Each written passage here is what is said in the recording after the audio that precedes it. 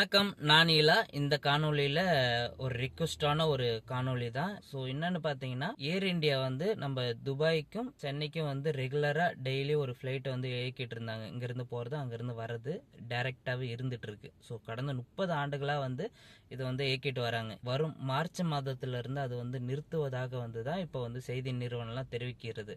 நம்ம ஒரு ரிக்வெஸ்ட் வந்து பயங்கரமா இது கொடுத்து தான் ஆகணும். ஏன்னு கேட்டிங்கன்னா, இப்போ தொடர்ந்து பார்த்தீங்கன்னா துபாய் டு சென்னை வந்து ஒரு 3 ஃப்ளைட்டு தான் நேரடியான ஃப்ளைட்டு இருக்குது, டைரக்ட் ஃப்ளைட்டு. அப்போது அந்த ஃப்ளைட்டில் இப்போ ஒன்று வந்து நிப்பாட்ட 2 மட்டும்தான் இருக்குது. ஸோ அது நல்ல நாள் அப்படி இப்படின்னு இருக்கும்போது நம்மளுக்கு வந்து ப்ரைஸ் எகுரும்.